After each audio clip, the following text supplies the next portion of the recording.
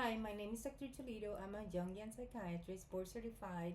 I'm practicing in the state of Florida, and I've dedicated my life to integrating traditional medicine with alternative medicine. For 30 years, I've been doing this. So, today I want to talk about May. May has been not an easy month. It's been fire, it's been a mirror, and now it's becoming a portal.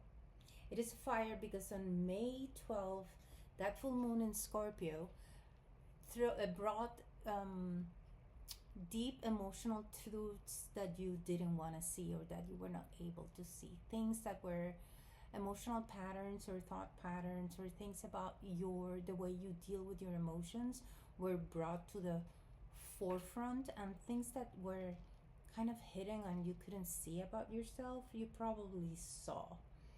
And the full things that were in your life or things that you realize were not there for you anymore, people, they just started to fall away and burn away, things inside you and things around you. On May 17th, the sun made a conjunction with Uranus, and that was your mirror. Things that were unexpected might have happened.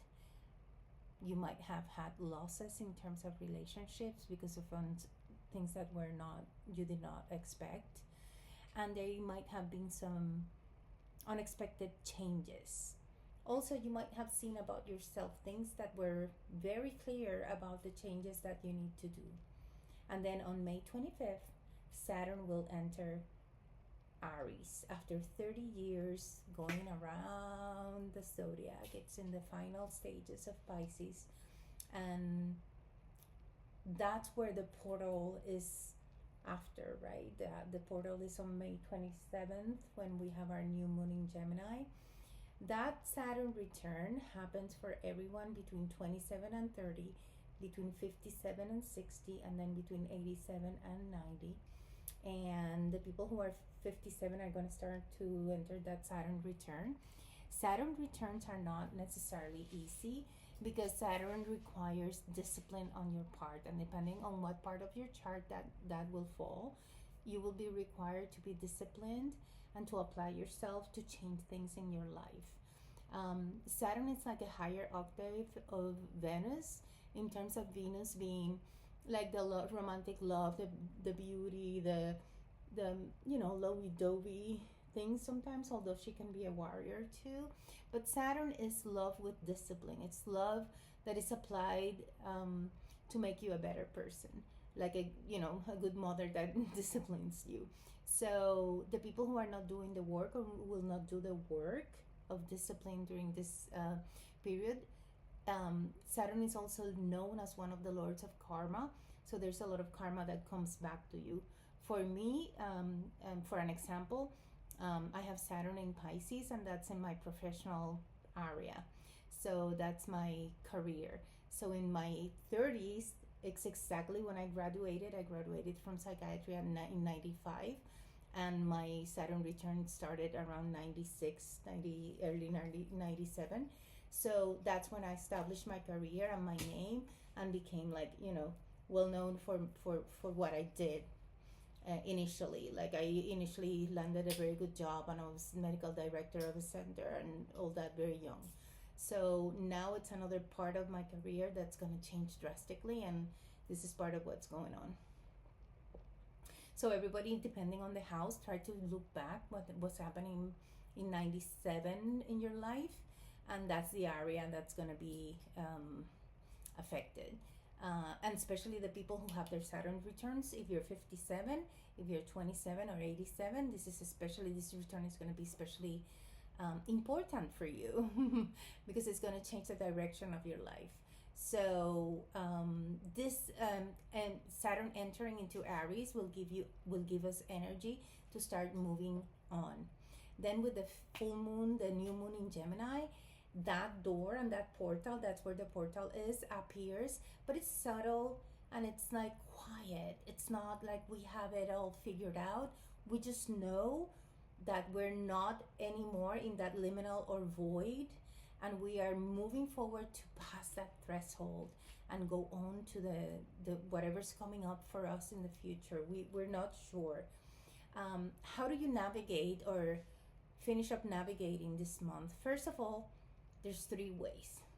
Let go of what needs to let go and is burning away and is losing your life and has no more space in your life and it's not bringing joy and it's not bringing you um, the same desire. Like you might have noticed that you have lost like the desire for certain things that were very important for you before. They're not anymore.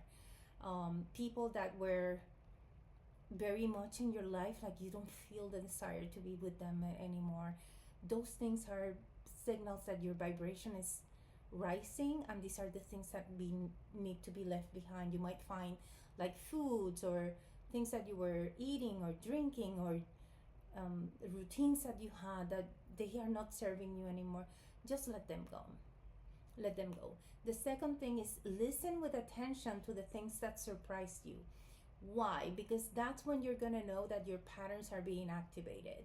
When something surprises you, you usually regress to previous ways of managing things. So what this is helping us do is identify those patterns, and instead of going from those patterns to decide how you want to deal with the situation.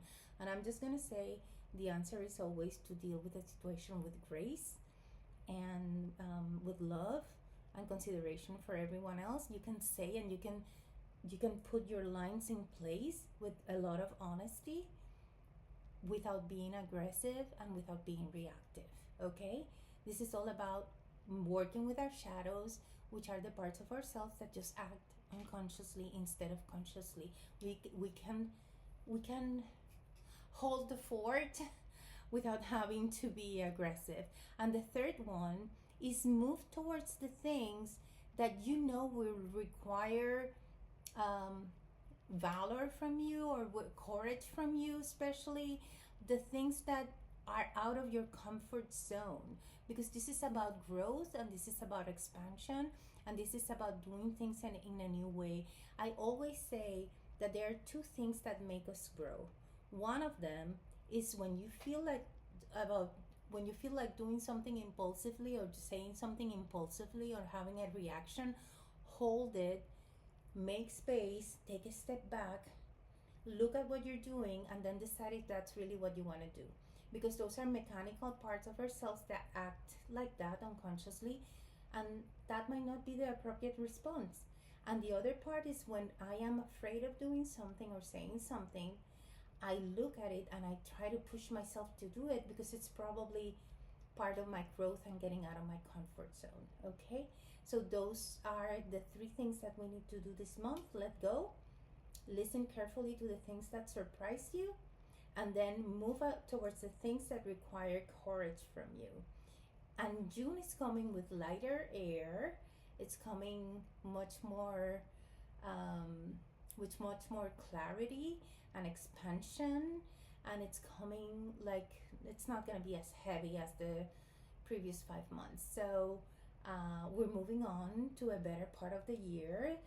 The whole transit into the age of Aquarius is not going to finish until beginnings of the 27 and early 27. So all these outer planets are causing a lot of changes collectively. It's not only you, it's not only the personal part, there's a collective part going on.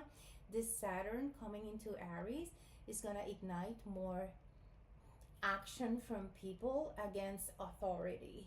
So we have not seen a lot of resistance to what's going on in the country, but we're going to see more now that Saturn is going to be in Aries. We're going to be one of the things that Saturn in Aries is going to give us is to stop believing in authority figures blindly. That includes religious leaders, politicians, doctors, medicine, alternative medicine, yoga instructors, coaches. Nothing you're going to believe blindly. Again, you're going to be guided by your inner intuition. We can talk about it in another video. But that is May. May has been hard, but this is the last very hard month that we're going to have. So have fun. I love you. Look at yourselves. Expansion, movement. Listen to the things that make you like, wow, what surprised you? Like, I didn't expect this. Instead of reacting, do what you need to do. Okay? I love you all, and have a wonderful, wonderful week.